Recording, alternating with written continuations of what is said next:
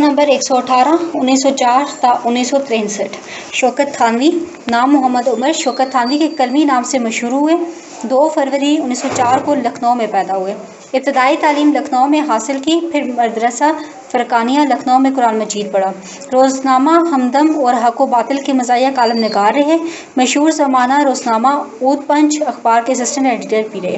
Radio के मुख्तलिफ प्रोग्रामों से भी वाबस्ता रहे। शौकत थानवी में मज़ाह निगारी की भरपूर सलाहियतें थीं, लेकिन बसियार नवासी ने इनकी सलाहियतों को कमा हक़ा निखरने ना दिया।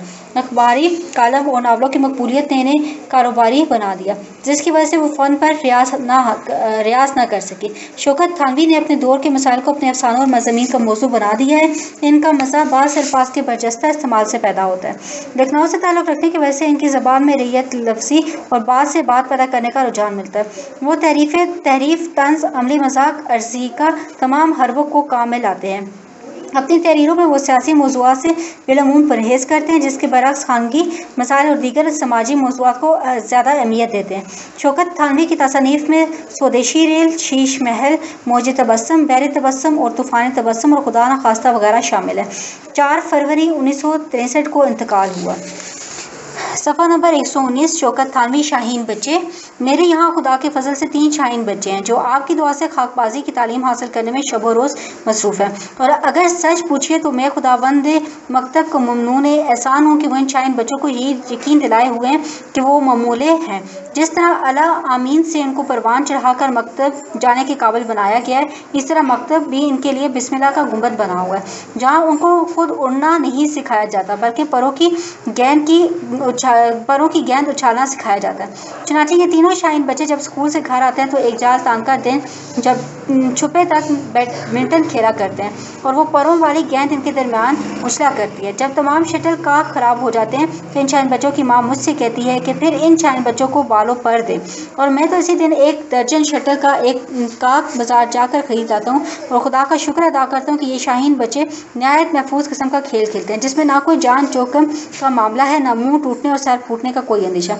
अगर बारिश होगी और परों वाली गेंद की परवास में कोताही वाक़या होगी तो ये शाहीन बच्चे एक बड़ी सी मेज़ पर जाल तानकर छोटी छोटी थापियों से सेलुलाइट की हल्की फुल्की गेंद से टेबल टेनिस खेलते हैं, जिसको वो पिंग पोंग कहते हैं। ये खेल भी कुछ खतरनाक नहीं है कि चोट चपट का अंदेशा हो, या मसलन कैरम है। ये महफूज किस्म का खेल है कि उंगली ज़रा सा बचा कर स्ट्राइकर चलाया जाए तो किसी किस्म के गज़न का इम्कान नहीं। बड़ा शाहीन बच्चा चूँकि कॉलेज में पढ़ता है, लिहाजा वो कभी बिलियर्ड खेलने भी चला जाता है, या अपने अहबाब को बुलाकर, जो इत्तेफाक से सब के सब शाहीन बच्चे हैं, ताश वगैरह खेल लेता है। इस नुकसान माया तो है, बल्कि शमताते हमसाया, किसी बिगाड़ पर हमसायों का खुश होना भी है, मगर यही एक क्या काम है कि ज़िंदगी के लिए कोई ख़तरा नहीं। और जैसा कि आपको मालूम है, सफ़ा नंबर 120 कि जान का सदका माल है, लिहाजा मैं इसी को गनीमत समझता हूँ कि वो खेल कर कुछ हार जाता है, मगर हॉकी और क्रिकेट किस्म के ख़तरनाक खेल तो नहीं खेलता। लोग कहते हैं कि ये कमारबाजी है, मगर मैं कहता हूँ कि ज़माने में यही क्या कम है कि कोई जान की बाजी ना लगाए जब तक मैं कमा रहा हूँ।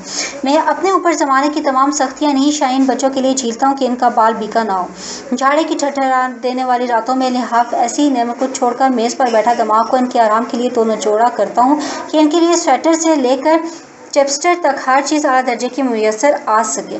और जब मई जून की आग बरसने वाली गर्मी इंसान को भून कर रख सके तो मैं इन शाहीन बच्चों के लिए खसखाना और बर्फाब को काफ़ी नहीं समझता, बल्कि अपनी तकलीफ़ का ख्याल किए बगैर इनसे यही कहता हूँ कि तू शाहीन है, बसेरा कर पहाड़ों की चट्टानों पर। और इनको पहाड़ पर भेज कर खुद इसी जहन्नम में बदस्तूर मेहनत करता रहता हूँ कि इनके पहाड़ के अखराजात बराबर भेजता रहूँ। अगर वो कहते भी हैं आप नहीं चलेंगे पहाड़ पर, तो कह देता हूँ कि मैं तो तुमको महज इसलिए शाहीन बच्चा कहता हूँ कि तुम मुझको तरगस ही समझते रहो। मेरे ये शाहीन बच्चे तकलीफ़ उठाने के आदी नहीं हैं। फाका तो खैर खुदा दुश्मन पर भी न डाले, ये शाहीन बच्चे तो मोटा झूठा भी नहीं खा सकते। खाना तो दरकिनार, अगर चाय का वक्त भी टल जाए तो इनके दुश्मनों की हालत खैर हो जाती है।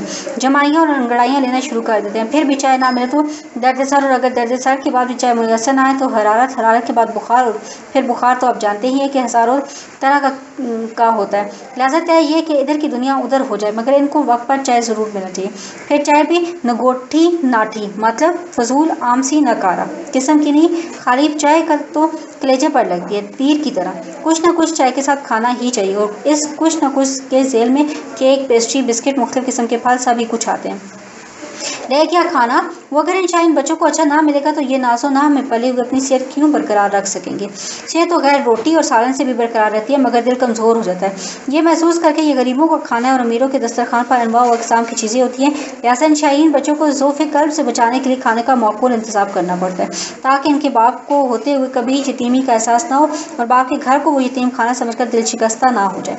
ये कायदे की बात है कि अच्छा खाने वाले अच्छा पहनना भी चाहते हैं। अक्सर लोगों को देखा है कि वो अपने लिबास में हर तरह का तकल्लुफ़ बरतते हैं, मगर अल्लाह को कुछ इस तरह पहनाते उड़ाते हैं कि वो कुछ लेपालिक सा या सुतेली सी औलाद नजर आती है।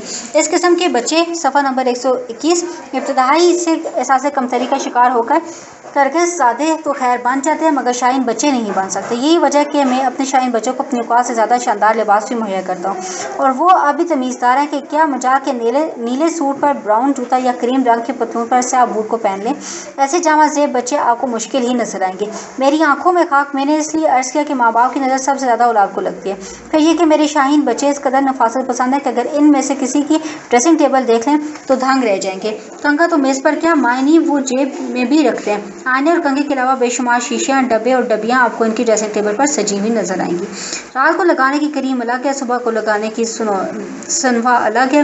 नाखून तेज़ करने के औजार, बालों में छले बनाने के पुर्जे, बमों का तनासब कायम रखने के लिए बाल की खाल निकालने वाली कैंचियाँ, लबों पर लगाने के लिए ख़ास किस्म की मोम रोखन मुख्तसर की दुकान से सजी हुई नजर आएगी।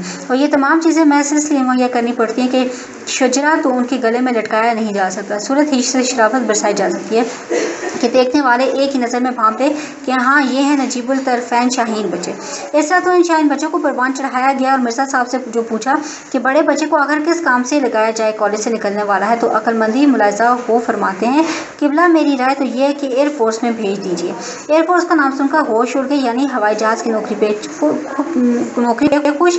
अर्ज़ किया मिर्ज़ा साहब मैंने तो ये समझ कर आपकी राय तलब की थी कि आप माशाल्लाह खुद साहिब औलाद हैं, अपने दिल पर हाथ रखकर मशवरा देंगे, मगर आपने तो जी बात फरमाई।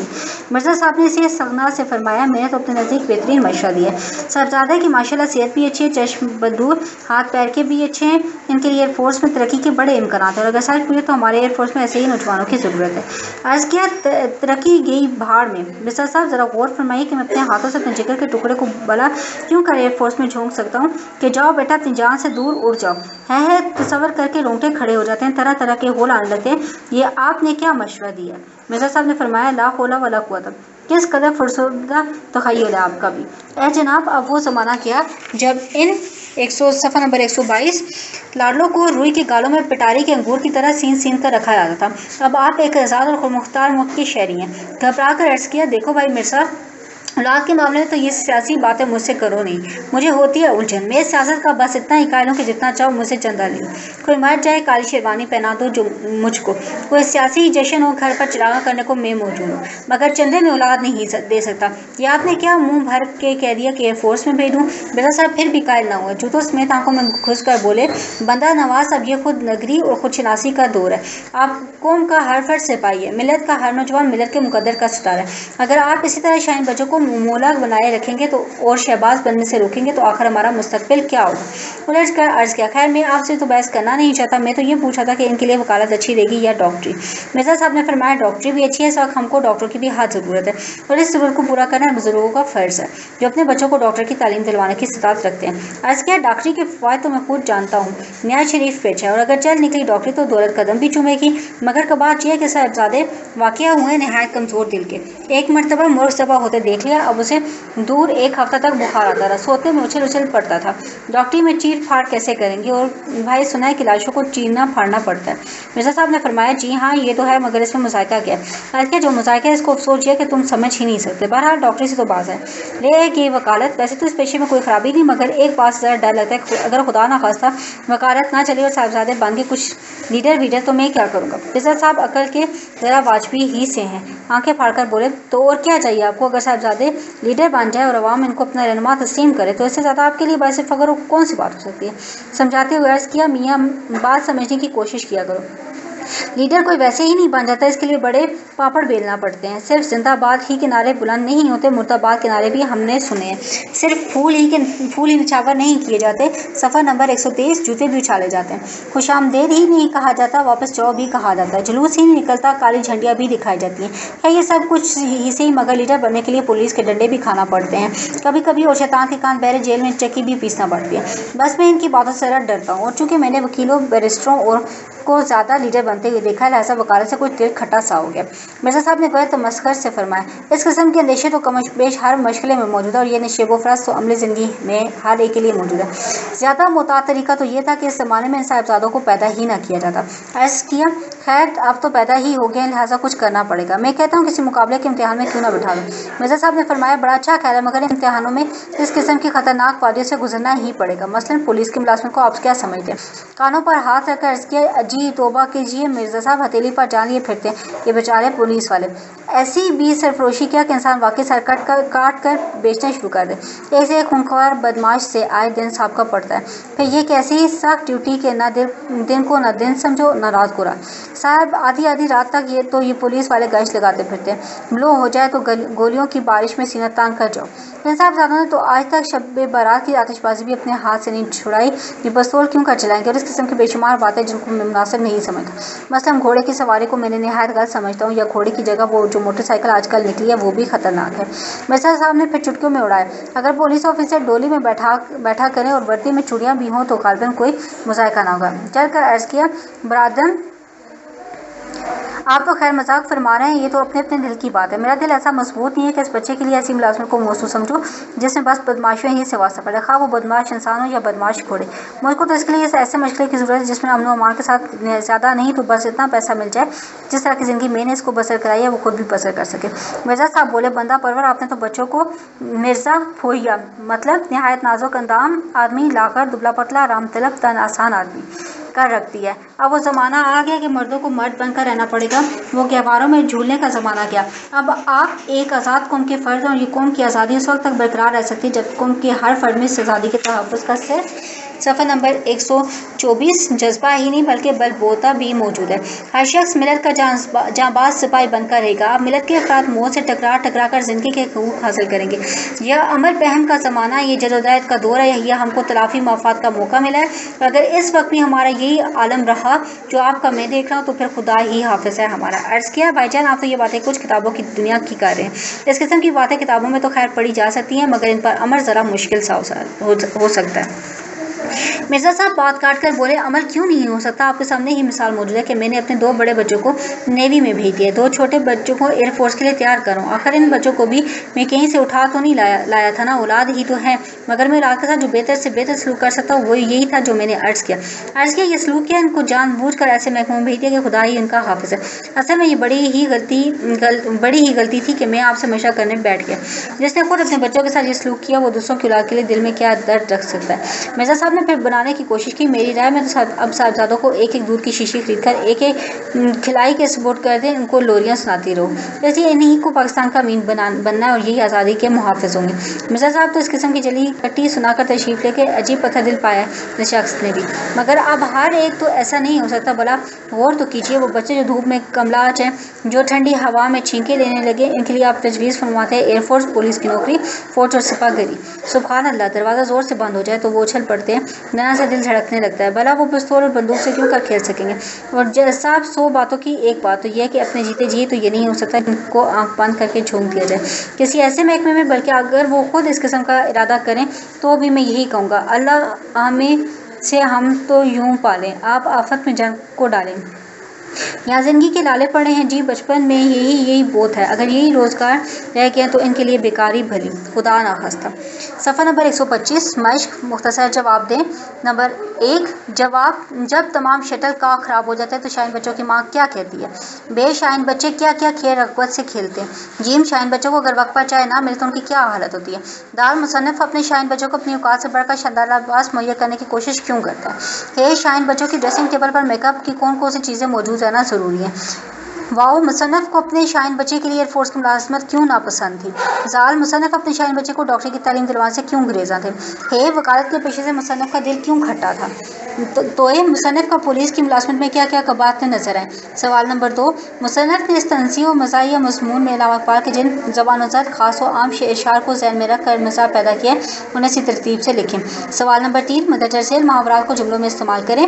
رونگٹے کھڑے ہونا، جان کی بازی لگانا، بال بیکا ہونا، پاپڑ بیلنا، جوتے اچھالنا، دماغ نچوڑنا، دل شکستہ ہونا، جلی کٹی سنانا، شیطان کے کان بہرے، دل کھٹا ہونا، زندگی کے لالے پڑھنا، چٹکیوں میں اڑانا، ہتھیلی پر جان لیے پھیرنا، مرزا ہویا بنانا۔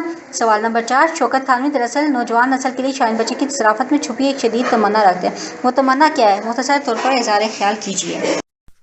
عزیز طلبہ، یہ آڈیو ریکارڈنگ آپ کے لیے ہیومینیٹیرین ڈیولپمنٹ آرگنائزیشن ایبٹ آباد کے ذریعے اہتمام کی گئی۔ ہیومینیٹیرین ڈیولپمنٹ آرگنائزیشن ایبٹ آباد 2011 سے اپنی مدد آپ کے تحت صحت، تعلیم اور معاشی خود مختاری کے شعبوں میں بہتری کے لیے کوشاں ہے۔ ادارہ نے نہ صرف خیبر پختونخوا بلکہ ملک بھر کے نابینا طلباء کی تعلیمی مشکلات اور رکاوٹوں کو دور کرنے کے لیے FA تا ماسٹرز لیول کی نصابی کتب اور کورسز، جن میں علامہ اقبال اوپن یونیورسٹی کے کورسز بھی شامل ہیں، کو آڈیو ریکارڈنگ میں منتقل کرنے کا اہتمام کیا ہے، تاکہ نابینا طلباء اعلیٰ تعلیم تک رسائی حاصل کر کے ملک و قوم کی ترقی اور خوشحالی میں اپنا بھرپور کردار ادا کر سکیں۔ یہ تمام آڈیو ریکارڈنگز نابینا طلباء کو بالکل مفت فراہم کی جا رہی ہیں۔ نابینا طلباء کے علاوہ دیگر طلباء بھی اس تعلیمی سہولت سے استفادہ کر سکتے ہیں۔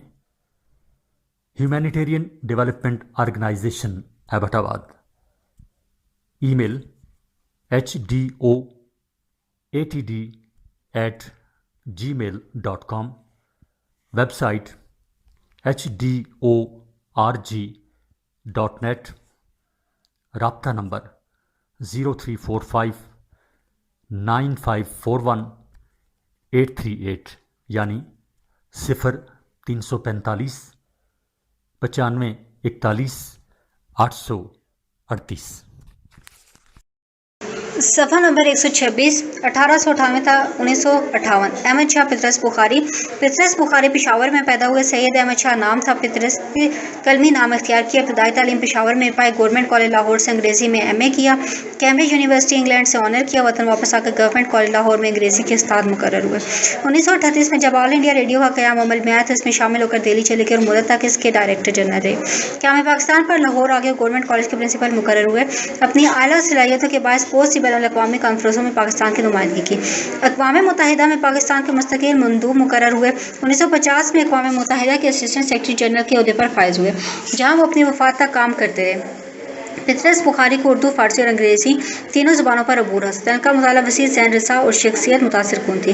ان کے مزاحیہ مضامین کا مجموعہ پطرس کے مضامین کے نام سے چھپ چکا ہے، مگر گو یہ مختصر ہے لیکن اپنے معیار اور زبان و بیان کے لحاظ سے اردو کے مزاحیہ ادب میں اسے سنگ میل کی حیثیت حاصل ہے۔ پطرس کی تحریریں، ان کی شگفتہ شخصیت، وسیع مطالعہ اور عالمی ادب خصوصاً انگریزی ادب سے گہری شناسائی کی کاس ہے۔ ان کے مزاج سے لطافت، خوش طبعی اور اعلیٰ ذوق کا اظہار ہوتا ہے۔ وہ اپنی شگفتہ رواں، بامعنی زبان اور پہلودار انداز بیان میں ہماری روزمرہ کی کوتاہیوں، دلچسپی اور حماقتوں کو بیان کرتے ہیں۔ ان کے مزاج میں طنز کی تلخی نہیں ہوتی اور ان کی تحریر پڑھنے سے ہر بار نئے پہلو ہمارے سامنے آتے ہیں۔ صفحہ نمبر 127، پطرس بخاری اخبار میں ضرورت ہے۔ یہ ایک اشتہار ہے، چونکہ عام اشتہاروں سے بہت زیادہ طویل ہے، اس لیے شروع ہی میں یہ بتا دینا مناسب معلوم ہوتا ہے، ورنہ شاید آپ پہچان نہ پاتے۔ میں اشتہار دینے والا ایک روزنامہ اخبار کا ایڈیٹر ہوں۔ چند دن سے ہمارا ایک چھوٹا سا اشتہار اس مضمون کے اخباروں میں نکل رہا ہے کہ ہمیں مترجم اور سب ایڈیٹر کی ضرورت ہے۔ غالباً آپ کی نظر سے بھی کوئی گزرا ہوگا۔ اس کے جواب میں کئی امیدوار ہمارے پاس پہنچے اور بعض کو تنخواہ وغیرہ چکانے کے بعد ملازم بھی رکھ لیا گیا، لیکن ان میں سے کوئی بھی ہفتے 2 ہفتے زیادہ ٹھہرنے نہ پائے۔ آتے کے ساتھ یہ غلط فہمیاں پیدا ہوئیں، اشتہار کا مطلب وہ کچھ اور سمجھتے تھے، ہمارا مطلب کچھ اور تھا۔ مختصر اشتہار میں سب باتیں وضاحت کے ساتھ بیان کرنا مشکل تھا۔ جب رفتہ رفتہ ہمارا اصل مفہوم ان پر واضح ہوا یا ان کی غلط توقعات ہم پر روشن ہوئی تو تعلقات کشیدہ ہوئے، ترک کلامی اور بعض اوقات دست درازی تک نوبت پہنچی۔ اس کے بعد یا تو وہ خود ہی ناشائستہ باتیں ہمارے بارے میں کہہ کر چائے والے قابل ادا کیے بغیر چل دی، یا ہم نے ان کو دھکے مار کر نکالا۔ اور موبائل کھڑے نعرے لگائے کیے، جس پر ہماری اہلیہ نے ہم کو احتیاطاً دوسرے دن دفتر جانے سے روک دیا اور اخبار بغیر لیڈ ہی کے اشاعہ کرنا پڑا، چونکہ اس قسم کی غلط فہمیوں کا سلسلہ ابھی تک بند نہیں ہوا۔ اس لیے ضروری معلوم ہوا کہ ہم اپنے مختصر اور مجمل اشتہار کے مفہوم کو وضاحت کے ساتھ بیان کریں کہ ہمیں کس قسم کے آدمی کی تلاش ہے۔ اس کے بعد جس کا دل چاہے ہماری طرف رجوع کرے، جس کا دل نہ چاہے وہ بے شک کوئی پریس الرٹ کر کے ہمارے مقابلے میں اپنا اخبار نکالے۔ امیدوار کے لیے سب سے بڑھ کر ضروری ہے کہ وہ کام چور نہ ہو۔ ایک نوجوان کو ہم نے شروع میں ترجمے کا کام دیا، 4 دن کے بعد اس نے ایک نوٹ لکھنے کو کہا تو بفر کر بولے کہ میں مترجم ہوں، سب ایڈیٹر نہیں ہوں۔ کہ دوسرے صاحب کو ترجمے کے لیے کہا تو بولے میں سب ایڈیٹر ہوں، مترجم نہیں ہوں۔ ہم سمجھ گئے کہ نہ تجربہ کار لوگ مترجم اور سب ایڈیٹر کو الگ الگ 2 آدمی سمجھتے ہیں، حالانکہ ہمارے اخبار میں یہ قاعدہ نہیں۔ ہم سے بخشنے لگے کہ آپ نے ہمیں دھوکہ دیا۔ دوسرے صاحب کہنے لگے کہ آپ کے اشتہار میں عطف کا استعمال غلط ہے۔ ایک تیسرے صاحب نے ہمارے ایمان اور ہمارے صرف و نفع دونوں پر فحش حملے کیے۔ اس لیے ہم واضح کیے دیتے ہیں کہ ان لوگوں کو ہم ہرگز ضرورت نہیں جو ایک دوسرے کا کام کرنے کو اپنی حد تک سمجھتے ہیں اور اس کے لیے صرف و نفع کی آڑ لیتے ہیں۔ صفحہ نمبر 128۔ ہمارے ہاں جو ملازم ہوں گے انہیں تو وقتاً فوقتاً ساتھ کی دکان سے پان بھی لانے پڑیں گے، اور اگر انہیں بحث کرنے کی عادت ہے تو ہم ابھی سے کہہ دیتے ہیں کہ ہمارے نزدیک سب ایڈیٹر کے معنی یہ ہیں: ایڈیٹر کا اسم مخفف، اخبار میں ایک عہدہ دار کا نام جو ایڈیٹر کو پان وغیرہ لا کر دیتا ہے۔ یہ بھی واضح ہے کہ ہمارا اخبار زنانہ اخبار نہیں، لہٰذا کوئی خاتون ملازمت کی کوشش نہ فرمائے۔ پہلے خیال تھا کہ اشتہار میں اس بات کو واضح کر دیا جائے اور لکھ دیا جائے کہ مترجم اور سب ایڈیٹر کی ضرورت ہے جو مرد ہوں، لیکن پھر خیال آیا کہ لوگ مرد کے معنی شانی جوان مرد سمجھیں اور اہل قلم کی بجائے طرح طرح کے پہلوان، نیشنل گارڈ والے اور مجاہد پٹھان ہمارے دفتر کا رخ کریں۔ پھر یہ خیال بھی تھا کہ آخر عورتیں کیوں آئیں گی، مردوں کی ایسی بھی کیا قلت ہے، لیکن ایک دن ایک خاتون آئے ہی گی، پرزے پر نام لکھ کر بھیجا۔ ہمیں معلوم ہوتا کہ عورتیں تو برواتے ہی کیوں، لیکن آج کل کمبخت نام سے کچھ پتہ ہی نہیں چلتا۔ فاطمہ، زبیدہ، عائشہ کچھ نام ایسا نہ ہوتا تو میں غسل خانے کے راستے باہر نکل جاتا، لیکن وہاں تو ناز جھنجھوری، دلیپ گلستانی یا کچھ ایسی ہی فینسی نام تھے۔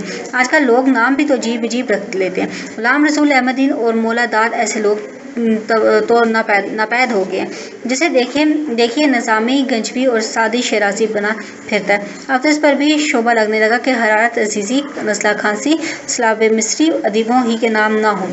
عورت مرد کی تمیز تو کیا کرے گا؟ بہرحال ہم نے اندر بلایا تو دیکھا عورت ہے، دیکھا کہ یہ معنی ہے کہ ان کا برقع دیکھا اور حسن سے کام لے کر اندازہ لگایا کہ اس کے اندر عورت ہے۔ ہم نے بس ادب و احترام کہا کہ ہم خواتین کو ملازم نہیں رکھیں گے۔ انہوں نے وجہ پوچھی، ہم نے کہا پیچیدگیاں، کہنے لگی آگے بولی۔ ہم نے کہا پیدا ہوتی ہیں، بھڑک کر بولی کہ آپ بھی تو عورت کے پیٹ سے پیدا ہوئے، کیونکہ اس امر کا ہماری سنوا عمری میں کہیں ذکر نہیں، اس لیے ہم تائید یا تردید نہ کر سکے۔ میری ولادت کو انہوں نے تکیہ کلام بنا لیا۔ بہتریہ سمجھایا کہ جو ہونا تھا وہ ہو چکا، اور بہرحال میری ولادت آپ کو آپ کی ملازمت سے کیا تعلق؟ اور یہ تو آپ مجھ سے کہہ رہی ہیں کہ اگر ہمارے پروپرائٹر سیکھیں گی تو وہ آپ کی اور میری، ہم دونوں کی ولادت کے متعلق وہ نظریے بیان کریں گے کہ آپ ہکا بکا رہ جائیں گے۔ خدا کر کے پیچھا چھوٹا۔ ہمارے اخبار میں پروپرائٹر کا احترام سب سے مقدم ہے، وہ شہر کے ایک معزز ڈپو ہولڈر ہیں۔ اخبار انہوں نے محض خدمت خلق اور فائدہ عام کے لیے جاری کیا ہے، اس لیے یہ ضروری ہے کہ پبلک ان کی شخصیت اور مشاغل سے ہر وقت باخبر ہے۔ چنانچہ ان کے پوتے کا ختنہ، ان کے ماموں کا انتقال، ان کے صاحبزادے کی میٹریکولیشن میں حیرت انگیز کامیابی، حیرت انگیز ان معنوں میں کہ پہلے ہی ریلے میں پاس ہو گئے، ایسے واقعات سے پبلک کو مطلع کرنا ہر سب ایڈیٹر کا فرض ہوگا۔ نیز ہر اس پردیس کا کانفرنس میں جہاں خورد و نوش کا انتظام بھی ہو، ہمارے پروپرائٹر ماں اپنے 2 چھوٹے بچوں کے، جن میں سے لڑکے کی عمر 7 سال اور لڑکی کی 5 سال ہے، صفحہ نمبر 129 شریک ہوں گے، اور بچے فوٹو میں بھی شامل ہوں گے، اور اس پر کسی ایڈیٹر کو زیر لب فکرے کسنے کی اجازت نہ ہوگی۔ یہ بچے بہت ہی ہونہار ہیں اور حالات حاضرہ میں غیر معمولی دلچسپی رکھتے ہیں۔ کشمیر کے متعلق پریس کانفرنس ہوئی تو چھوٹی بچی ہندوستانیہ کی ریشہ دوانیوں کا حال سن کر اتنے زور سے روئی کہ خود سردار ابراہیم اسے گود میں لیے پھرتے تو کہیں ان کی طبیعت سنبھلی۔ ہمارے اخبار کا نام آسمان ہے، پیشانی پر یہ جملہ درج ہے کہ آسمان بادل کا پہنے گھر کا دیرینہ ہے۔ اس فکر کو ہٹانے کی کوئی سب ایڈیٹر کوشش نہ فرمائے، کیونکہ یہ خود ہمارے پروپرائٹر صاحب کا انتخاب ہے۔ ہم نے شروع میں ان سے پوچھا بھی تھا کہ صاحب اس مصرے کا اخبار سے کیا تعلق؟ کہنے لگے اخبار کا نام آسمان ہے اور اس مصرے میں بھی آسمان آتا ہے۔ ہم نے کہا بجا، لیکن خاص اس مصرے میں کیا خوبی ہے؟ کہنے لگے علامہ اقبال کا مصرع اور علامہ اقبال سے بڑھ کر شاعر اور کون ہے؟ اس پر ہم چپ ہو گئے۔ پیشانی پر اردو کا سب سے کثیر و اشاعت اخبار بھی لکھا۔ یہ میرا تجویز کیا ہوا ہے، اسے بھی بدلنے کی کوشش نہ کی جائے، کیونکہ عمر بھر کی عادت ہے ہم نے جہاں جہاں NDT کی اپنے اخبار کی پیشانی پر یہ ضرور لکھا۔ بعض امیدوار ایسے بھی آتے ہیں کہ آنے کے ساتھ ہی ہم ہی سے سوال پوچھنے لگتے ہیں، ایک سوال بار بار دہراتے ہیں، اور آپ کے اخبار کی پالیسی کیا ہے؟ جیسے کوئی پوچھے کہ آپ کی ذات کیا ہے؟ ہماری پالیسی میں چند باتیں تو مستقل طور پر شامل ہیں، مثلا ہم عربوں کے حامی اور امریکہ سے ہرگز نہیں ڈرتے۔ چنانچہ ایک دن ہم نے پریزیڈنٹ ٹرومین کے نام اپنے اخبار میں ایک کھلی چھٹی بھی شائع کر دی، لیکن عام طور پر یہ پالیسی میں جمود کی قائل ہے۔ اسی حساب ایڈیٹر کو ہم سے مسلسل ہدایت لینی پڑے گی۔ ہفتہ رواں میں ہماری پالیسی یہ ہے کہ پنڈی گیپ کے ہیڈ ماسٹر کو موسم سماج سے پہلے ترقی دلوائی جائے اور ان کا تبادلہ لاہور کرایا جائے۔ ان کے لڑکے کی شادی ہمارے پروپرائٹر کی لڑکی سے طے پا چکی ہے اور خیال ہے کہ موسم سرما میں شادی کر دی جائے گی۔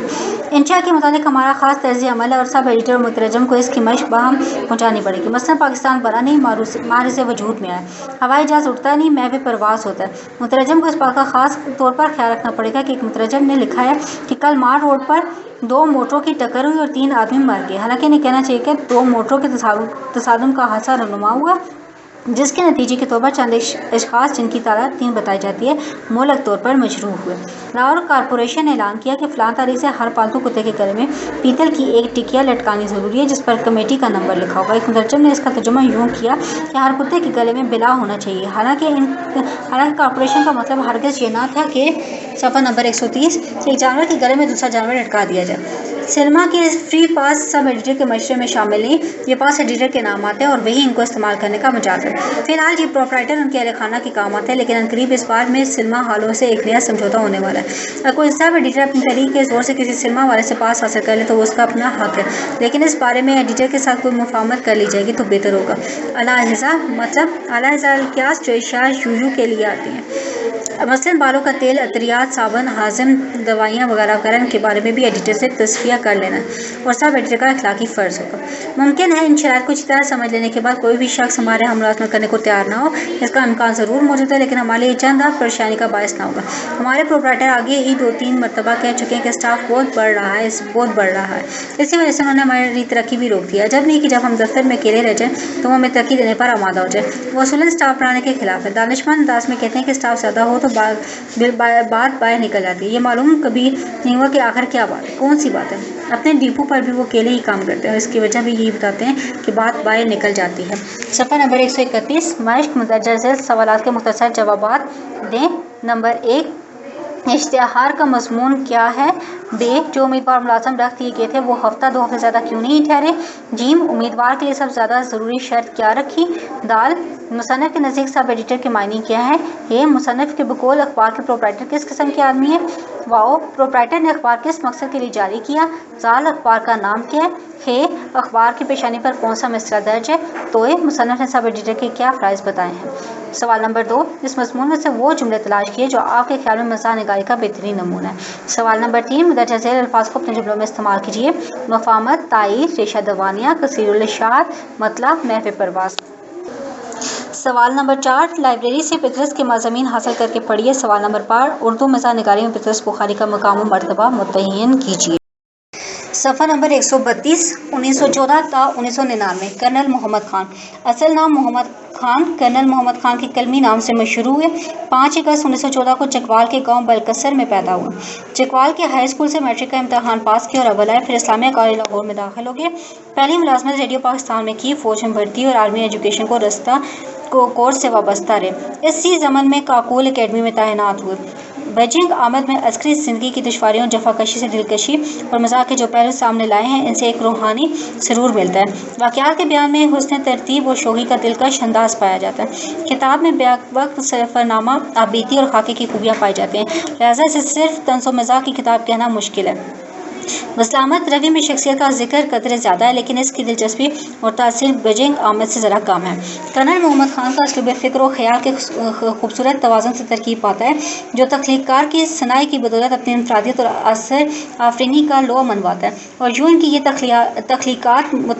تخلیقات متعدد تجربوں اور بصیرتوں کی خماس بن جاتی ہیں۔ کرنل صاحب خالص مزاح نگار ہیں، لہٰذا ان کے ہاں طنز نہ ہونے کے برابر ہے۔ برجستی، بے ساختگی اور آمد اس کی خصوصیات ہیں۔ لفظی الٹ پھیر ان کے ہاں موجود نہیں، تاہم صورت واقعہ سے مزاح پیدا کرنا ان کا خاص حربہ ہے۔ ڈاکٹر رؤف پاریک کے مطابق کرنل محمد خان کا وسیع مطالعہ کلاسیکی شعر و ادب پر نظر، بالخصوص غالب اور اقبال سے ان کی ارداد، فارسی کا ذوق، شاعرانہ اور خوبصورت زبان اور ہم کافی الفاظ کا استعمال انہیں نہ صرف اردو کے منفرد مزاح نگاروں میں شامل کر دیتا ہے بلکہ ان کے مزاح کی ذہنی سطح کو مشتاق احمد یوسفی اور رشید احمد صدیقی کے مزاح کی طرح بلند کر دیتا ہے۔ کرنل محمد خان کا انتقال 23 اکتوبر 1999 کو ہوا۔ اہم تصانیف میں بجنگ آمد، بسلامت روی اور بزم آرائیاں شامل ہیں۔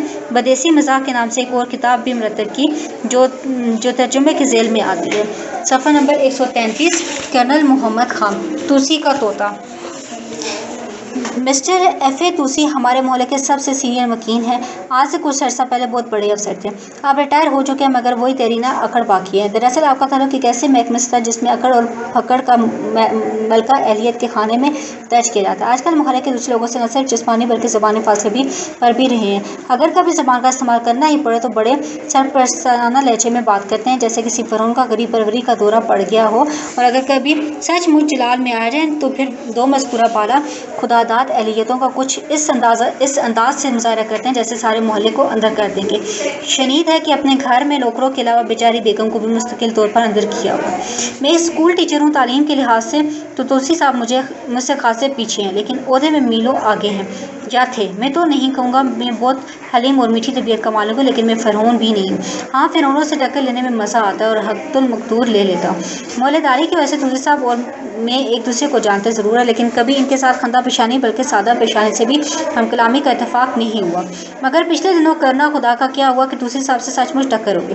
جسمانی نہیں، قلمی اور ٹکر کا باعث تھا ایک طوطا، یا یوں کہہ لیں کہ توسی کا طوطا۔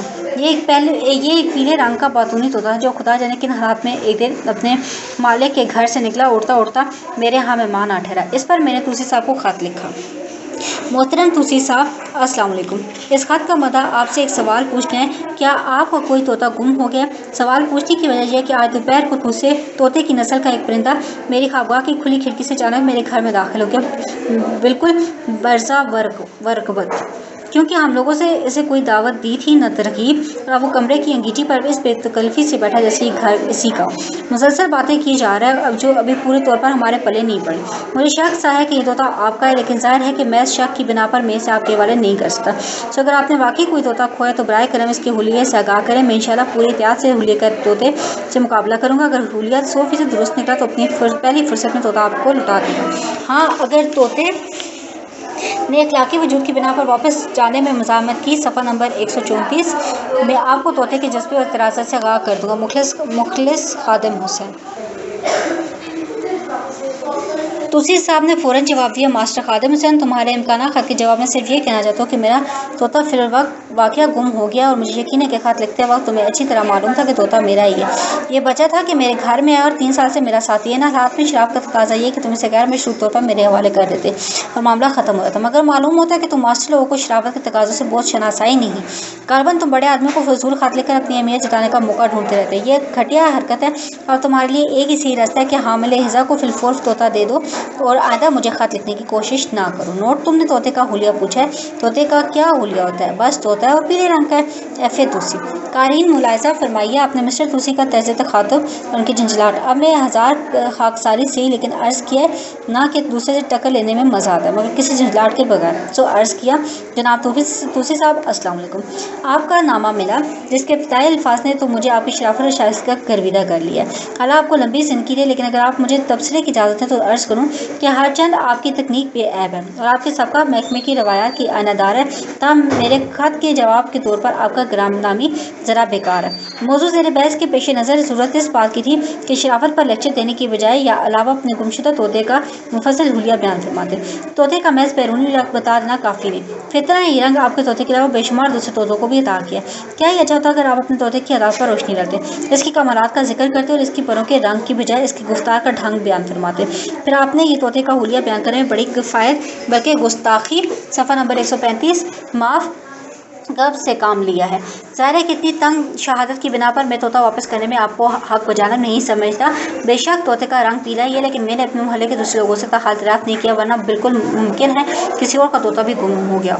एतबार से इसका रंग भी पीला, सो उम्मीद है मुफस्सल हुलिया की ज़रूरत हजूर को समझ आ गई होगी। चाचा अगर इस ख़त का जवाब देना पसंद फरमाए तो शराफत की बकिया फ़िलासफ़ी बयान करने के साथ साथ तोते की कवाइफ पर भी मुफस्सल रोशनी डालें। मुखलिस खादिम हुसैन। इस ख़त से दूसरे साहब ज़रा ज़्यादा सीख पाओगे। जवाब मिला, मास्टर खादिम हुसैन, खुदा तुम्हें गलत करे, तुम जानते हो कि तोता बिलाशुबा मेरा है, मगर तुमने खामखा उलिया की रट लगा रखी है। बता तो दिया कि इसका रंग पीला है, कम गो है, और जैसा कि इसके नस्ल के तोतों का दस्तूर है अपने सर को एक तरफ लटका कर रखता है। मैं नहीं समझता कि इससे ज़्यादा हुलिया क्या होता है। भाई आप हुलिया भूल जाओ और तोता फिलफोर वापस करो। अगर तुमने ऐसा ना किया तो मैं कानूनी कार्रवाई पर मजबूर हो जाऊंगा। शायद तुम्हें इल्म नहीं कि किसी दूसरे के माल पर कब्जा करना कितना बड़ा जुर्म है। ये इल्म तुम्हें जल्द ही हो जाएगा। तुम शायद भूल रहे हो कि मेरा नाम तूसी है, नवाबजादा फ़ख्र आलम तूसी, F.A. तूसी। मेरा जवाब था, जनाबे वाला का अल्टीमेटम मिला, वो अपनी जगह पर, मगर मुझे मुकर्रर अर्ज़ करने की इजाज़त दें कि आपका बयान करता हुआ नाकाफ़ी है, नाकाफ़ी ही नहीं नादुरुस्त भी है, क्योंकि ये तोता किसी माल से कम गो नहीं कहला सकता। ब्याज बेसार गोह है और जहाँ तक मैं समझ पाया हूँ फाश गो भी है। जैसा कि मैंने बार बार अर्ज़ कर चुका, अगर आप अपने तोते के चंद पसंदीदा अल्फाज या जुमले बता देते तो इसकी मलकियत के तयन में बेहद मुमकिन साबित होते। मुझे इससे हरगिज़ इनकार नहीं कि ये रंग का पीला है और सर लटका कर रखता है, लेकिन अक्सर पीले तोतों का सर थामने का यही अंदाज़ है। शनाख्त के लिए फैसला कौन चीज़ तोते का नमूना कलाम ही है और कुछ नहीं। सफ़र नंबर 136। बाकी रही आपकी अदालत में जाने की धमकी, तो मेरी क्या मजाल आपको इस दरबार में जाने से रोकूं।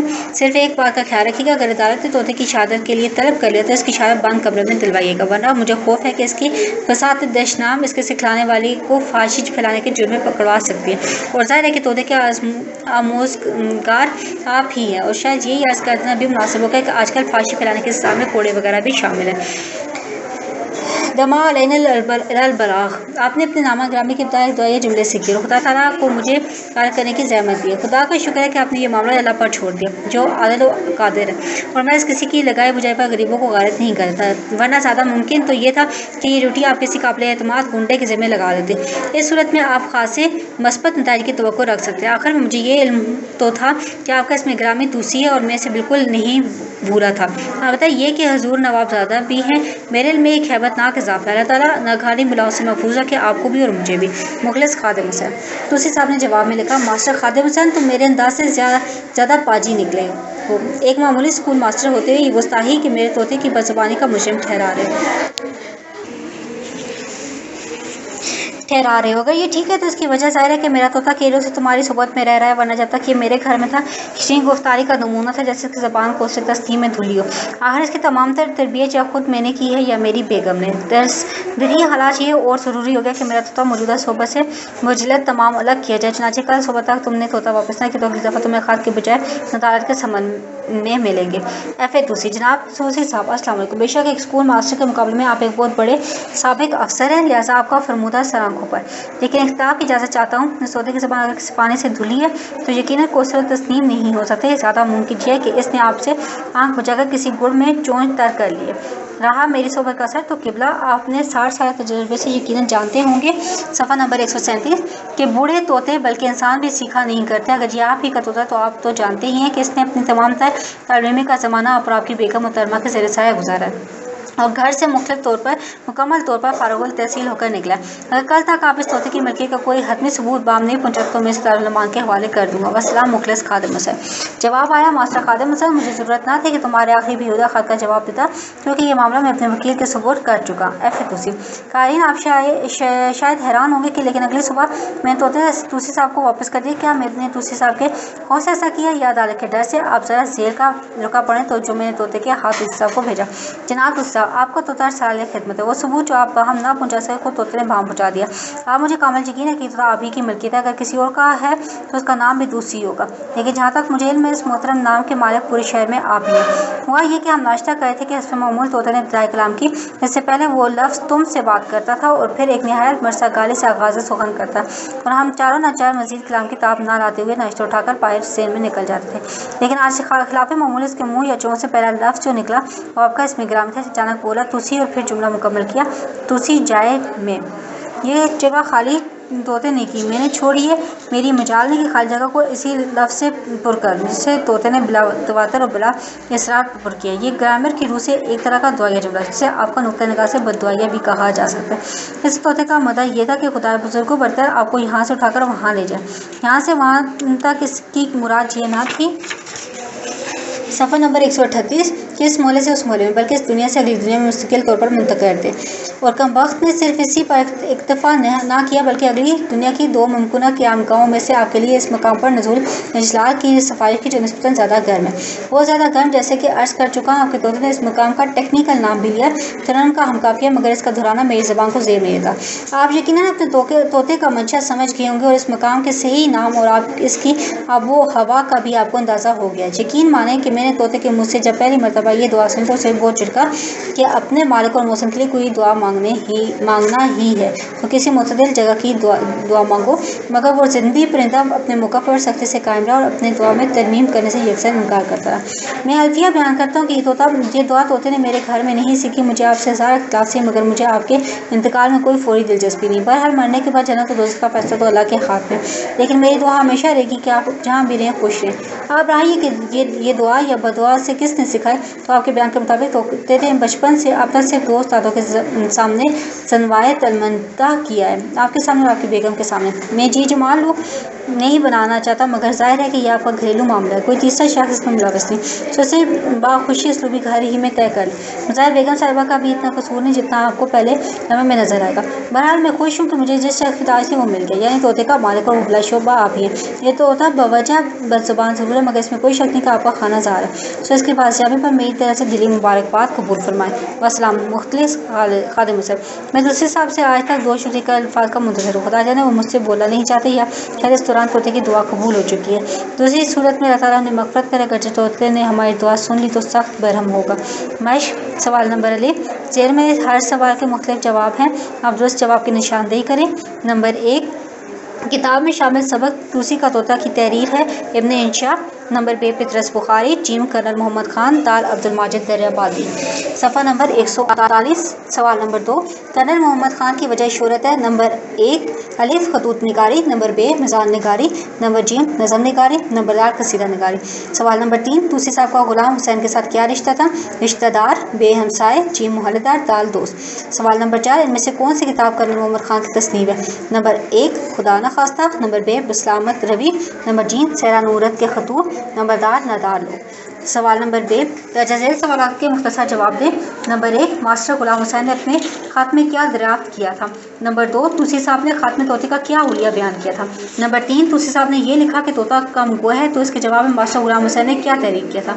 سوال نمبر 4، طوطا واپس نہ کرنے کی صورت میں طوسی صاحب نے ماسٹر غلام حسین کو کس بات کی دھمکی دی تھی؟ سوال نمبر 5، ماسٹر غلام حسین نے کیا طوطا دار کے ڈر کی وجہ سے واپس کیا تھا؟ سوال نمبر ج، سبق کے حوالے سے درجہ ذیل جملوں کی وضاحت کریں۔ نمبر 1، محلہ داری کی وجہ سے طوسی صاحب اور میں ایک دوسرے کو جانتے ضرور ہے، لیکن کبھی ان کے ساتھ خندہ پیشانی بلکہ سادہ پیشانی سے بھی ہم کلامی کا اتفاق نہیں ہوا۔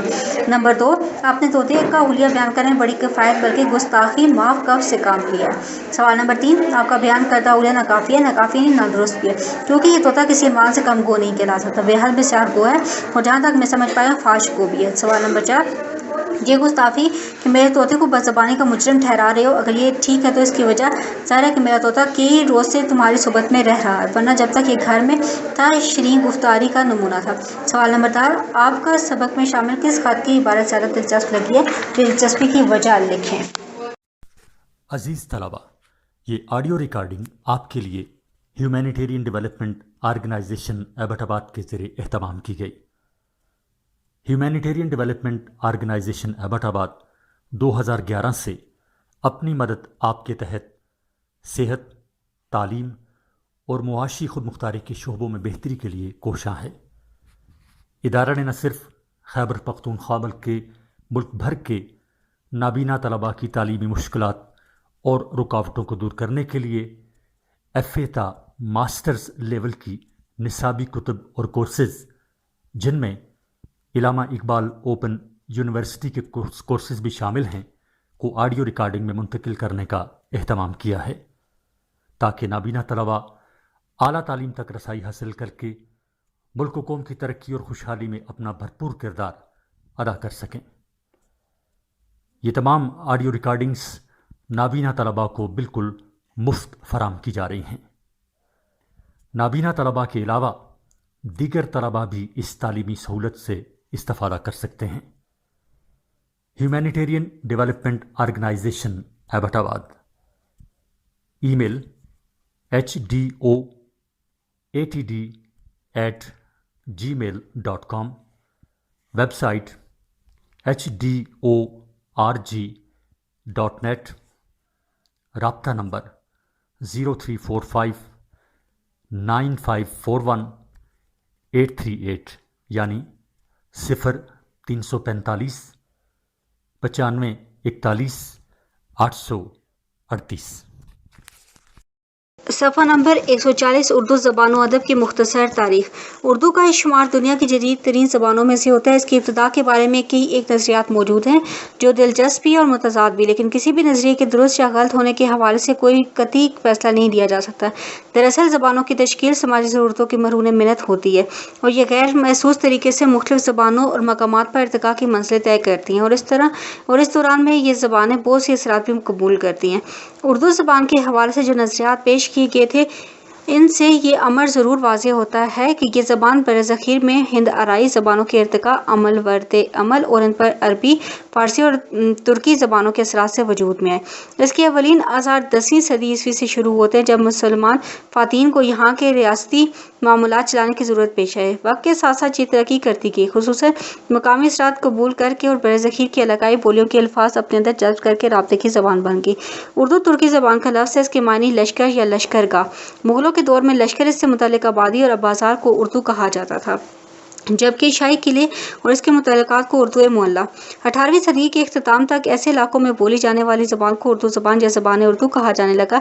اس سے پہلے یہی زبان مختلف زبانوں اور علاقوں میں ہندی، ہندوستانی، دکنی، گجراتی، کھڑی بولی، دہلوی اور ریختہ ایسے ناموں سے موسوم رہی۔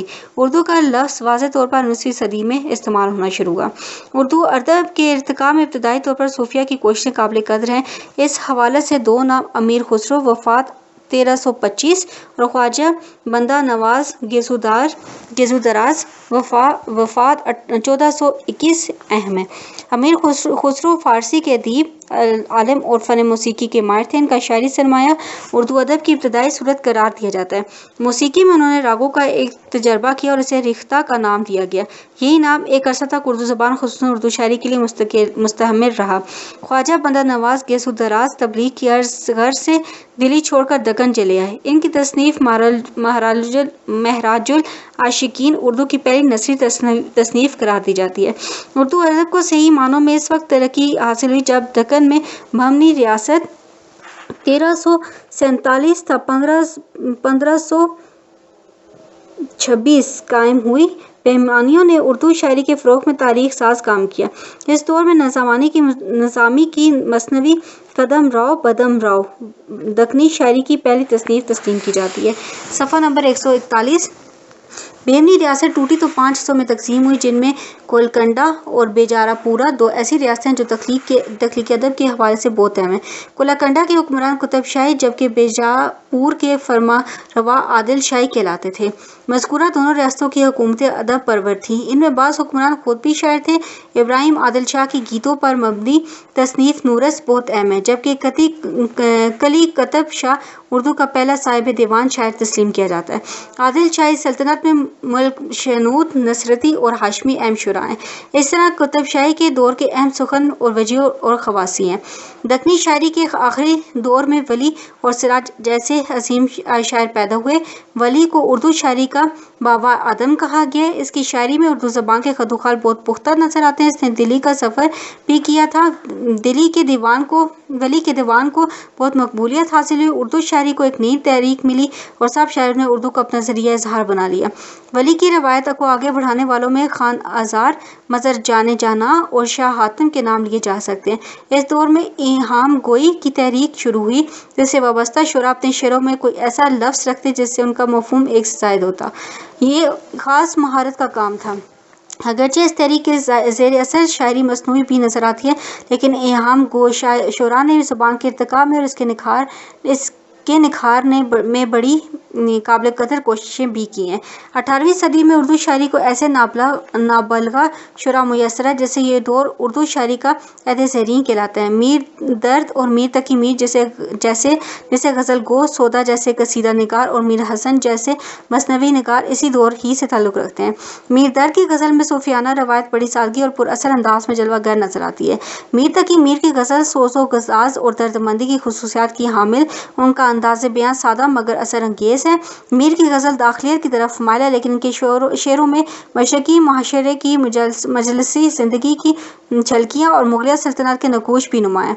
سودا کے قصائد میں زبان کی شان و شوکت اور آہنگ موجود ہے۔ انہوں نے غزل اور ہجولیات بھی بہت اعلیٰ درجے کی تخلیق کی ہے۔ میر حسن کی مثنوی سیر البیان، عشقیہ داستان، محبت، ہجر و فراق کے جذبے کے اظہار کا جادو لیے ہوئے ہیں۔ مغلیہ سلطنت بہت جب انتشار کا شکار ہوئی اور نادر شاہ کے حملوں سے دلی کی اینٹ سے اینٹ بجا دی گئی تو شعراء نے لکھنؤ کو اپنا مسکن بنایا جو اس وقت خوشحالی اور امن کا گہوارہ تھا۔ یوں لکھنؤ اردو ادب کا ایک نیا مرکز بن گیا۔ اردو شاعری کو فروغ کا ایک نیا موقع ملا لیکن لکھنوی شاعری خوشحال ماحول کی بدولت مختلف رجحانات کی علمبردار نظر آتی ہے جس میں سوز و گداز کے بجائے حسن الفاظ زیادہ نظر آتا ہے۔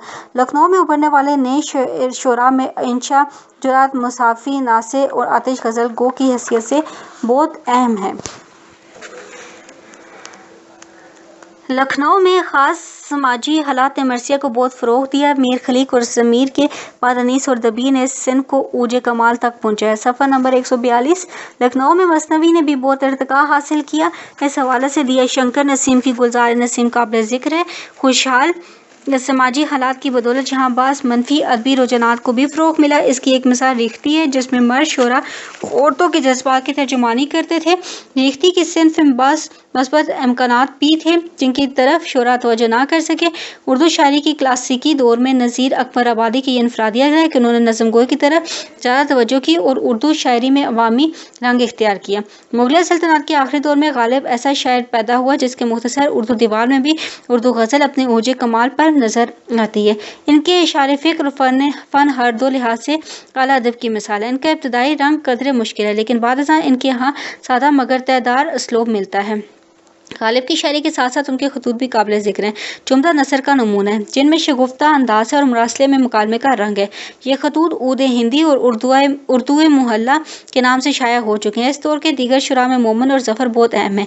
ذوق ایسے شاعر ہیں جنہوں نے غزل کے ساتھ ساتھ قصیدہ میں بھی اپنا مقام پیدا کیا ہے۔ اردو ادب میں نثر کا سرمایہ اگرچہ اس سے پہلے موجود تھا لیکن اس کی حیثیت ادبی نہیں، سوائے بھیچی کی کتاب سب رس کے۔ ادبی نثر کا آغاز باقاعدہ تصنیف و تالیف کی صورت میں اس وقت ہوا جب کلکتہ میں فورٹ ولیم کالج قائم کیا گیا جہاں ڈاکٹر گلگرسٹ کی نگرانی میں اردو نثر کی کتابیں لکھوائی گئیں۔ میرا من کی باغ و بہار اور حیدر بخش حیدری کی آرائش محفل اسی ادارے کے کارنامے ہیں۔ فورٹ ولیم کالج کے شعبہ تصنیف و تالیف نے متعدد موضوعات پر کتابیں لکھوائیں اور شائع کی۔ اس دور میں لکھنؤ میں انشاء اللہ خان انشا کی رانی کیتکی کی کہانی اور رجب علی بیگ سرور کی فسانہ عجائب نے بہت مقبولیت حاصل کی۔ 1857 میں سقوط دہلی کے بعد اردو شاعری کو ایک نیا مرکز رامپور کی صورت میں میسر آیا جس سے وابستہ شعراء میں داغ، امیر مینائی، جلال لکھنوی، رمی اللہ تسلیم اہم نام ہے۔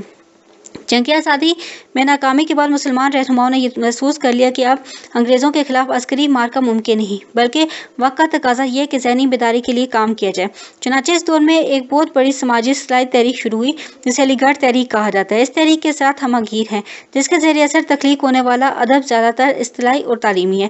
اس حوالے سے سید کے زیر ادارت رسالہ تہذیب الاخلاق نے بڑا کام کیا جس میں سادہ اور عام فہم مضامین شائع ہیں۔ اس تحریک کا دوسرا بڑا نام مولانا حالی کا جن کے تحریر کردہ مقدمہ شعر و شاعری نے ادب میں جدید رجحانات کو فروغ دیا۔ صفحہ نمبر 143 ان کی نظم مسدس مد و جزر اسلام بڑی مارکہ آرا نظم ہے۔ شاعری کے بارے میں ان کے نظریات اردو تنقید کا نقطہ آغاز بھی ہیں۔ انہوں نے حیات سعدی، یادگار غالب اور حیات جاوید کے عنوان سے سوانح عمریاں بھی رقم کی ہیں۔ اس دور کے تیسرے اہم ادیب شبلی نعمانی ہیں جنہوں نے الفاروق، المامون، سیرت النعمان اور سیرت نبوی صلی اللہ علیہ وسلم ایسی اہم سوانح عمریہ رقم کی۔ اس کے علاوہ شر الحجم اور موازنہ انیس و دبیر ان کی تنقیدی تصانیف ہیں۔ مولوی نذیر احمد سر سید تحریک سے باقاعدہ وابستہ تو نہ تھے، تاہم ان کی تصانیف بھی اصلاحی رجحانات کی حامل ہیں۔ انہیں اردو کا پہلا ناول نگار بھی قرار دیا جاتا ہے۔ مرات العروس، توبۃ النصوح اور ابن الوقت بڑے مقبول ناول ہیں۔ سر سید تحریک کے متوازی انجمن پنجاب کی تحریک بھی خاصی اہمیت رکھتی ہے، جس کے سرخیل محمد حسین آزاد ہیں۔ انہوں نے انجمن پنجاب کے اجلاس منعقدہ 15 اگست 1867 میں ایک لیکچر دیا جو شاعری کی ماہیت اور خصوصیت پر روشنی ڈالتا ہے۔ یہ لیکچر جدید شاعری کے آغاز اور رومانوی شاعری کے فروغ کا باعث بنا۔ آزاد کی تصانیف میں نظم آزاد، نیرنگ خیال، آب حیات اور سخندان فارس قابل ذکر ہیں۔ اس عہد کی تیسری اہم تحریک اود پنج کی تحریک ہے۔ منشی سجاد حسین کا اخبار اود پنج اس تحریک کا نمائندہ ہے، جس میں ایسا ادب شائع کیا جاتا ہے جو سر سید تحریک کی مخالف میں طنز و تزییق کے انداز میں لکھا جاتا تھا۔ اس تحریک سے اکبر اعلیٰ آبادی بھی وابستہ تھے، تاہم اسلامی اقتدار کے حوالے سے ان کے خیالات وسعت کے حامل ہیں۔ مولانا عبدالحلیم شرر کا نام اس دور میں تاریخی ناول نگاری کے ابتدا کے حوالے سے قابل قدر ہے۔ ان کے ناولوں میں سے فردوس بری، ملک عزیز و رجنا اور منصور موہنا بہت اہم ہیں۔ اس طرح سرشار کا فسانہ آزاد بھی بہت مقبول ناول ہے، جس میں اپنے عہد کے لکھنوی ماحول کی عکاسی کی گئی ہے۔ 20ویں صدی کی ابتدا کے ساتھ اردو ادب میں جدت اور جرات کی نئی روایتوں کا آغاز ہوا۔ نئے رجحانات کو فروغ دینے میں شیخ عبدالقادر کے زیر ادارت رسالہ مخزن نے بڑا کردار ادا کیا۔ اقبال کی نظمیں پہلی بار اس رسالے میں شائع ہوئیں۔ اس زمانے برصغیر میں رومانوی تحریک کا آغاز ہوا، جس سے وابستہ شعراء نے روایت سے بغاوت کر کے موضوع اور ساخت کے نئے تجربات کیے۔ اس تحریک سے وابستہ شعراء میں خوشی محمد ناظر، نادر کاکوروی، جوش، تلوک چند محروم، اختر شیرانی اور حفیظ جالندھری کے نام قابل ذکر ہیں۔ افسانوی اور نثری ادب کے حوالے سے سجاد حیدر چیلدرم، ابوالکلام آزاد، نیاز فتح پوری، مجنون گورکھپوری، عبدالرحمن بجنوری، مہدی افادی اور حجاب امتیاز علی کی تخلیقات بہت اہمیت رکھتی ہیں۔ صفحہ نمبر 44۔ اس دور کی نمایاں خصوصیت اردو میں مختصر افسانے کا آغاز بھی ہے۔ اس حوالے سے راشد الخیری، پریم چند اور چیلدرم ایسے نام ہیں جن کے ہاں پہلے پہل اس صنف کو آغاز اور ارتقاء نصیب ہوا۔ اس طرح اردو ناول بھی اصلاحی اور تاریخی حوالوں سے نکل کر نئے سماجی موضوعات سے آشنا ہوا، خصوصاً معاشی ناانصافیوں اور طبقاتی حقائق کو ناول کا موضوع بنایا گیا۔ اس حوالے سے پریم چند کے ناولوں کو تاریخی اہمیت حاصل ہے، جن میں حقیقت نگاری اور واقعیت پسندی اردو ادب میں نئے رجحانات کے فروغ کا باعث بنی۔ 20ویں صدی کی دوسری دہائی میں جب عالمی جنگ چھڑی تو عدم تحفظ کا احساس اور غربت و افلاس بین الاقوامی سطح پر مشترکہ مسائل بن گئے۔ اس صورتحال پر پوری دنیا کے ادیبوں نے سوچا اور کانفرنسیں کیں۔ برصغیر پاک و ہند میں ایک تحریک ترقی پسند تحریک کے نام سے شروع ہوئی، جس سے وابستہ اہل علم نے مذکور مسائل کو اردو ادب کا موضوع بنایا۔ کسانوں، مزدوروں اور محنت کشوں کے ساتھ ہونے والے ظلم کو نظم و نثر میں بیان کیا۔ روس میں کمیونسٹ انقلاب سے اس تحریک کو ممیز ملی۔ اس تحریک کے اہم شاعروں میں فیض احمد فیض، ظہیر کاشمیری، اسرار الحق مجاز، ساحل لدھیانوی اور احسان دانش شامل ہیں۔ اس طرح کرشن چندر، احمد ندیم قاسمی، عصمت چغتائی، راجندر سنگھ بیدی اور سعادت حسن منٹو نے افسانہ لکھ کر اس تحریک کے مقاصد کو افسانوی انداز میں بیان کیا۔ ترقی پسند تحریک کے رد عمل کے طور پر حلقہ ارباب ذوق کی تحریک شروع ہوئی، جس سے وابستہ ادیبوں نے اجتماعی مسائل کے ساتھ ساتھ فرد کے انفرادی اور داخلی مسائل کو بیان کیا۔ حلقہ ارباب ذوق کی موجودہ حیثیت ایک پلیٹ فارم کی ہے، جو وطن عزیز کے تقریباً ہر بڑے شہر میں موجود ہے۔ ابتدائی دور میں اس تحریک سے میرا جی، نون میم راشد، قیوم نظر، مختار صدیقی اور یوسف ظفر ایسے شعراء وابستہ رہے اور اردو شاعری میں نئے موضوعات اور اسالیب کو فروغ دیا، خصوصاً آزاد نظم کو بڑی ترقی ملی۔ حلقہ ارباب ذوق کے اہم افسانہ نگار میں حسن عسکری، انتظار حسین اور غلام عباس شامل ہیں۔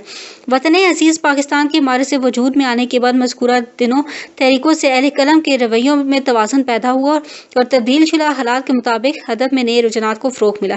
اس دور میں پاکستانی ثقافت اور اقتدار کے مسائل بھی زیر بحث ہیں۔ اس دور میں ناصر کاظمی، مجید امجد اور منیر نیازی ایسے شعراء سامنے آئے جنہوں نے غزل اور نظم میں نئے طرز احساس کو جنم دیا۔ افسانوی ادب میں ترقی پسند تحریک اور حلقہ ارباب ذوق سے وابستہ ادیبوں نے نئے مسائل پر افسانے لکھے۔ اس کے ساتھ ساتھ قرۃ العین حیدر کا ناول آگ کا دریا اور عبداللہ حسین کا ناول اداس نسلیں بہت مقبول ہوئے۔ 1960 کے بعد نئے ادب کی تحریکیں شروع ہوئیں جو اردو ادب میں زبان، موضوع، اسلوب اور لہجے کے مباحث سے تعلق رکھتی ہیں۔ موجودہ دور میں احمد فراز، ظفر اقبال، جیلانی کامران، شکیب جلالی، افتخار آلف اور شہزاد احمد کی شاعری بہت قدر بہت قدر و اہمیت رکھتی ہے۔ صفحہ نمبر 145، جبکہ منشا یاد اشفاق احمد اور بانو قدسیہ کے نام افسانوی ادب میں مقام امتیاز کے حامل ہے۔ اردو ادب میں طنز و مزاح کی روایت اود پنج سے شروع ہوئی تھی۔ 20ویں صدی میں پطرس بخاری، عظیم بیگ چغتائی، فرت اللہ بیگ، شوکت تھانوی، ابن انشا، شفیق الرحمان، مشتاق احمد یوسفی اور کرنل محمد خان کے نام شگفتہ نثر لکھنے کے حوالے سے اہم ہیں۔ اسی طرح سید محمد جعفری، سید ضمیر جعفری اور انور مسعود نے شگفتہ شاعری میں بہت عمدہ انداز میں کی۔ موجودہ دور میں اردو نثر کا ایک بڑا نام مختار مسعود ہے، جن کی کتاب آواز دوست نئی نسل میں بہت مقبول ہے۔ اردو نثر میں ایک اور صنف ڈرامے کی ہے جس کا آغاز لکھنؤ میں ہوا۔ واجد علی شاہ کے دور میں امانت لکھنوی نے اندھر صبا لکھا، جسے اردو کا پہلا باقاعدہ ڈرامہ قرار دیا جاتا ہے۔ ڈرامے کی صنف کے ارتقاء کے حوالے سے آغا حشر کاشمیری ایک بڑا نام ہے۔ سید امتیاز علی تاج کا لکھا ہوا ڈرامہ انارکلی بہت مقبول ہوا۔ جدید دور میں الیکٹرانک میڈیا کی آمد سے ڈرامہ نے فروغ حاصل کیا۔ ریڈیو پاکستان کے لیے سلیم احمد اور مرزا ادیب نے بہت یادگار ڈرامے لکھے۔ اسی طرح پاکستان ٹیلی ویژن کے لیے لکھے گئے ڈراموں میں اشفاق احمد اور امجد اسلام امجد کے ڈرامے بہت مقبول ہیں۔ اردو ادب کی قدر و قیمت کو اجاگر کرنے کے لیے بعض محققین اور ناقدین کی کوششیں بھی نظر انداز نہیں کی جا سکتی۔ مولوی عبدالحق، حافظ محمود شیرانی، سید عبداللہ، گیان چند بین، نور الحسن ہاشمی، محی الدین قادری زور، حامد حسن قادری، ڈاکٹر غلام مصطفیٰ خان، ابو اللیث صدیقی، مشفق خواجہ، ڈاکٹر جمیل جالبی، ڈاکٹر فرقان فتح پوری، ڈاکٹر وحید قریشی اور ڈاکٹر گوہر نوشائی نے تحقیق کی دنیا میں نئے انکشافات کیے اور ادب کی تاریخ میں بہت سی غلط فہمیوں کو دور کیا۔ جیسے عبدالقادر شیخ، عبدالرحمان بنجوری، آل احمد سرور، فراق گورکھپوری، نیاز فتح پوری، محمد حسن عسکری، کلیم الدین احمد، سید وقار عظیم، ڈاکٹر وزیر آغا، سلیم احمد، فتح محمد ملک، ڈاکٹر انور صدیر اور ڈاکٹر سلیم اختر کے تنقیدی نظریات نے اردو ادب کی تفہیم کے لیے نئے زاویوں کو جنم دیا۔ اردو ادب کے ارتقاء میں صوبہ سرحد کے ادیبوں کا کردار بھی ناقابل فراموش ہے۔ اس حوالے سے شاعری کے میدان میں فارغ بخاری، محسن احسان، غلام محمد قاصر اور مقبول عامر قابل قدر مقام رکھتے ہیں۔ مرزا محمد سعید کے تاریخی ناول اردو ادب میں بڑی اہمیت کے حامل ہیں۔ انہوں نے 19 تاریخی ناول لکھے جو اسلامی تاریخ کے مختلف ادوار سے متعلق ہیں۔